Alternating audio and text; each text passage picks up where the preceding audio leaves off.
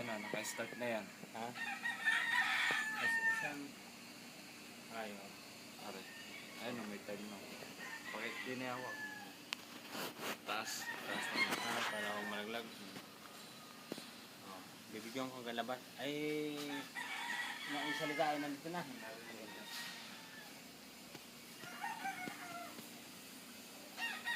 Ito ka rin, ang itsura ng paligid, oh. Putol-putol yung mga sangayan sa lakas ng bagyo.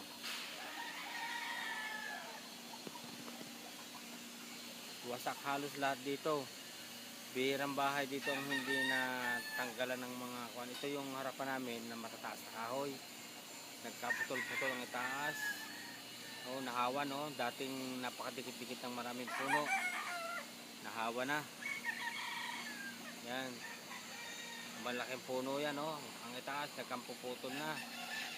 Tabi ng bahay ko yan. Oh, ayan, pugot. Ayan ang bahay ko, yero. Muntik ng mabagsakan. Tapos yung mga sanga dito sa baba, nagkabunton-bunton na yung mga sanga na nalaglag. Ito yung mga kahoy na malalaki na nagsibagsakan dito sa tabi ng bahay. Muntik na ang bahay maabot. Yun, ang lalaking puno niyan. Natumba. Matatanda ng mga puno yan. Nagkabagsakan. Ngayon na nangyari itong bagyo dito dahil doon sa may ilog nahumarang yung mga malalaking kahoy na nakuan. Natumba sa ilog, bumara. Tapos nabarahan pa ng mga kahoy na galing sa bundok. Ito yung aming kubo-kubo na istakan ng mga kahoy, silungan ng mga ibang gamit na nawasak na. Ito yung iyong kuan, yung ating ginawa na kulungan ng baboy. May mga puno dito. Itong ugat na ito ng puno, malaking puno ito, itong ugat. Yan ang bumagsak yung mga sanga dito sa kulungan ng baboy.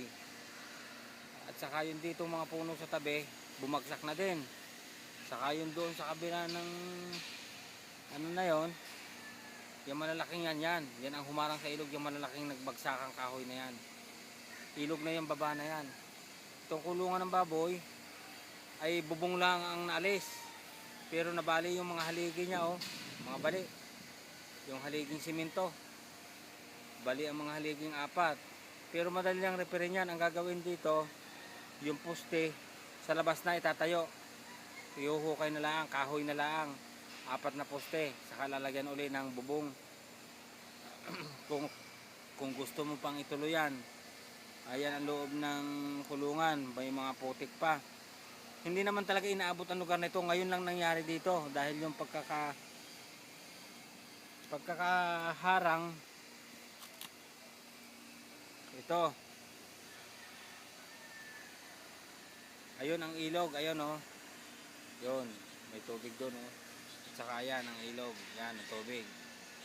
Yung mga kahoy na pinutol, yan ang inalis dito sa ilog, yan ang humarang. Yung malaking, yung mga yang gubat na yan, yung mga putol-putol ng kawayan, yan ang humarang sa ilog. Dahil nitong kahoy na malalaking ito, pinagtulungan ng pagpuputulin ng mga kahoy na yan, yan nakatambak na yan sa harap na yan, oh. Pinagpuputol na at para makaalis ng harang. Hindi naman ito mga punong nagsibualo yan, mga ugat na yan, oh. Yan pa may natitirang isang puno na lang natitira diyan. Ito natumba na, itong kadais ng kulungan, wala na. Kaya malupit. Kita mo naman paligid, oh. Kung gaano binagsak, kalinis ng baba nito. Ngayon gubat ang baba dahil sa mga kahoy.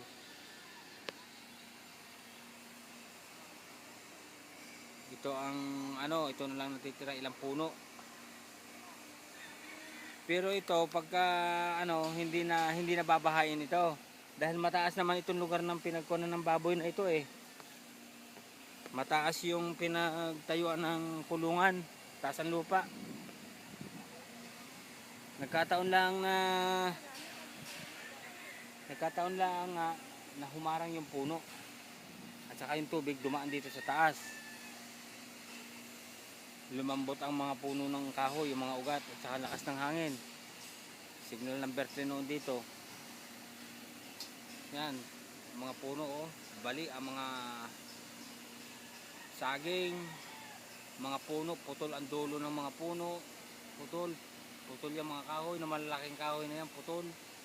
Ayun, putol. Naputol ang mga malalaking kahoy. Ay nasa sayo kung ano, kung itutuloy natin yung anong yan, yung kulo, yung baboy na yan. Kung dito, kompleto ang pera narito, pambili ng bake. Bawas lang yun ng 300 pesos yata dahil kinulang kahapon sa pagkukan dito ng mga kahoy, pagputol ng mga yung katulad ng mga pinutol na yan. Yan. Ay hindi ako nakabiyahe ng ilang araw. Brown out dito na ilang araw kaya hindi ko naitawag sa iyo. Wala man lamang para ako na ng charger. Lahat dito halos walang komunikasyon. Ay kung nasa sayo ang desisyon kung itutuloy yan. Ngayon ay kung itutuloy ipapayos muna yung kulungan. Gagawin muna yung ano, kahoy na lang muna ang ihahaligi sa kulungan na yan. Madali na ang referin ito.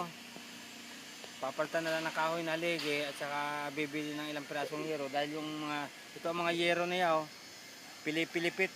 Ayan. Ito ang mga yero niyan. Yan nakatambak na yan. Halos pilipit, tupi-tupi, punit-punit. Yan ang mga kahoy nito.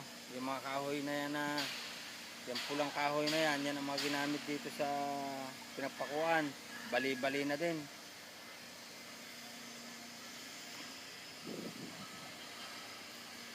Ayan, kulungan.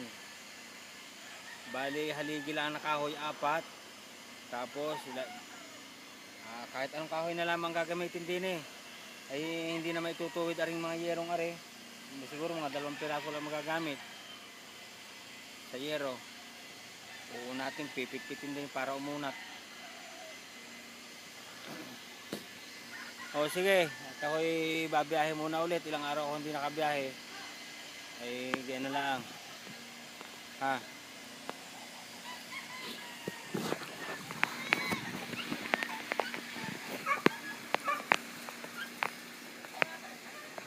O patay ito. Nakataob na oh. Ano i-off yan?